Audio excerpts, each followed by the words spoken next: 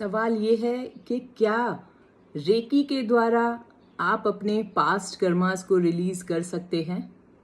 तो इसका जवाब है कि रेकी जो है सबसे आसान तरीका है अपने कर्मास को बैलेंस करने का, कर्मास को रिलीज करने का।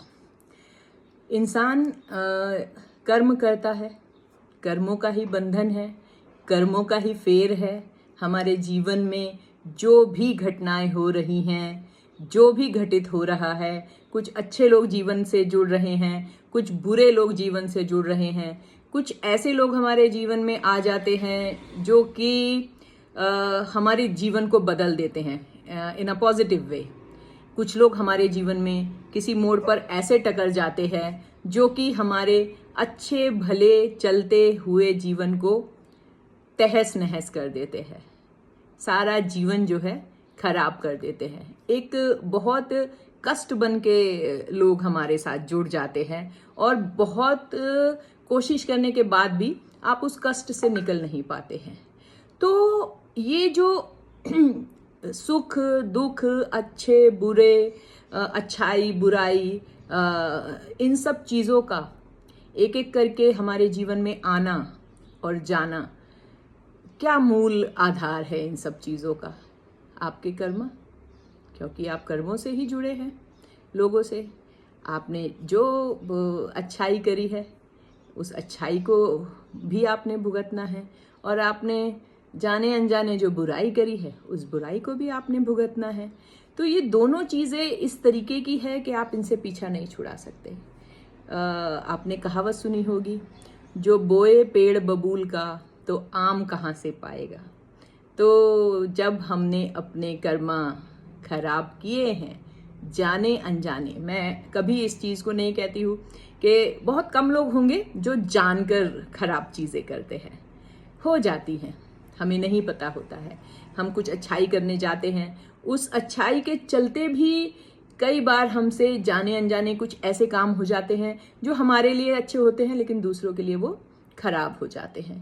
तो इस तरीके से एक एक करके कर्मा तो जुड़ते हैं, और इन कर्मों का ही तो फेर है जो कि हमें वापस इस धरती पे आना होता है, वापस इस मृत्यु लोक पर आना होता है, और अपने जितने डिपॉजिट हैं उनको प्लस माइनस करके जब तक हम बैलेंस नहीं कर देते, बराबर नहीं कर देते, इस आने जाने से जो है आपको मुक्ति नहीं मिलती है। तो ये था कर्मों का फेर। अब आते हैं कि कर्मों से मुक्ति कैसे मिल सकती है। आपको नहीं पता आप पीछे क्या करके आए हैं। इस जन्म का तो हमें पता है, कल का पता है, 10 दिन पहले का भी हम भूल जाते हैं।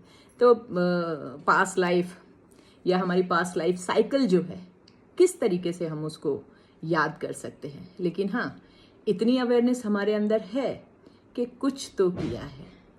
हर कारण का कारण हम स्वयं हैं। हमारे जीवन में जो भी घटना घट रही है उसके कर्ता हम ही हैं।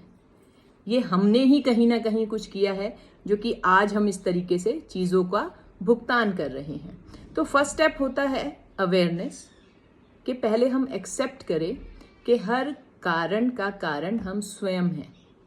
उससे क्या होगा कि हम एक ब्लेम गेम जो हम करते हैं, अगर मगर किंतु परंतु, अगर ये ना हुआ होता तो ऐसा ना होता, मेरा इस घर में जन्म ना हुआ होता तो ऐसा ना होता, मेरे पापा ने ये नहीं किया होता तो ऐसा नहीं होता, मेरा भाई ऐसा नहीं होता तो ये आज मैं ये नहीं होता, मेरा क्या कहते हैं, इस इंसान से मेरी शादी नहीं हुई होती तो मैं ऐसा नहीं होता, है ना। या अरे ये औरत मेरे को शादी करके मेरा पूरा जीवन इसने खराब कर दिया, अगर मेरी इससे शादी नहीं हुई होती तो ऐसा नहीं होता।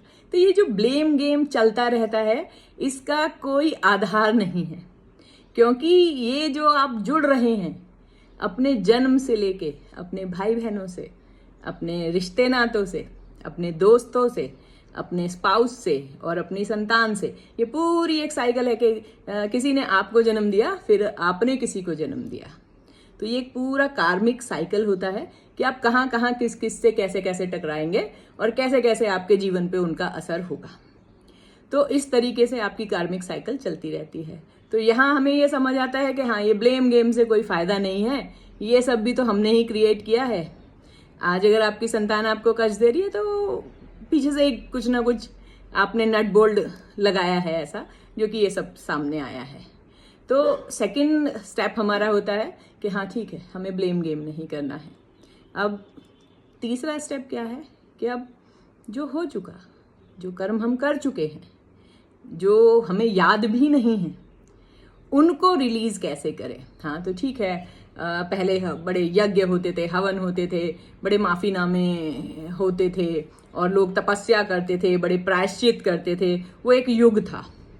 तब ऐसा होता था कि हाँ अगर आपको लगा कि आपने कोई पाप किया है तो आप प्रायश्चित करने बैठ जाते थे, आप तपस्या करने बैठ जाते थे और वहाँ से चीज़ों को रिलीज करते थे। लेकिन अब रेकी है, हम रेकी जानते हैं और रेकी जो है सबसे आसान रास्ता है पास्ट कर्मा रिलीज करने का, क्योंकि हमारे पास एक स्पेशल सिंबल होता है, कार्मिक सिंबल हम उसको कहते हैं।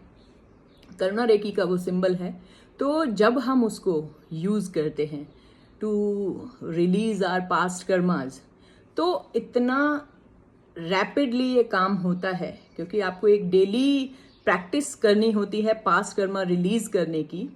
उस डेली प्रैक्टिस से आप ये देखेंगे कि जो एक आपकी कार्मिक साइकिल है धीरे धीरे धीरे धीरे बैलेंस हो रही है। तो और उससे जो आपकी प्रेजेंट लाइफ है वहाँ पर एक पॉजिटिविटी क्रिएट हो रही है। तो रेकी जो है सबसे आसान तरीका है पास्ट कर्मा रिलीज करने का। एक बहुत छोटी सी प्रैक्टिस होती है। आजकल आप मार्केट में देखेंगे कार्मिक हीलिंग के नाम पे लोग बहुत नए नए कोर्सेज निकाल रहे हैं, बड़े बड़े अच्छे अमाउंट के कोर्स उन्होंने बना रखे हैं, जबकि रेकी का एक बड़ा छोटा सा सिंबल है, कार्मिक सिंबल हम उसे कहते हैं। अगर आप डेली उसकी प्रैक्टिस करते हैं तो आपको फर्दर कोई कोर्स करने की ज़रूरत नहीं है, फर्दर कहीं और पैसा खर्च करने की ज़रूरत नहीं है, कोई अनुष्ठान कराने की, कोई हवन यज्ञ ऐसा कुछ भी कराने की आपको ज़रूरत नहीं है। 10 मिनट की डेली रेकी प्रैक्टिस से आप अपने पास्ट कर्मास को रिलीज कर सकते हैं और उस लेवल पे रिलीज कर सकते हैं कि फिर शायद आपको ये आने जाने के बंधन से भी मुक्ति मिल जाए। तो रेकी ऐसी ही अमेजिंग चीज़ है जो कि हमको जन्म जन्मांतर के कर्मों से मुक्ति दिला देती है। फिर से कहूँगी, अगर इससे रिलेटेड कोई भी आपकी क्वेरी है या आपके मन में जरा भी इच्छा जागी है कि हाँ रेकी क्या है और क्या ये वाकई ऐसे काम करती है, तो आप एक फ्री सेशन भी मुझसे ले सकते हैं रेकी के बारे में जानने के लिए। जो लोग रेकी नहीं जानते हैं और जो रेकी जानते हैं और जो चाहते हैं अपने पास्ट कर्मास को रिलीज करना, तो वो भी कांटेक्ट कर सकते हैं।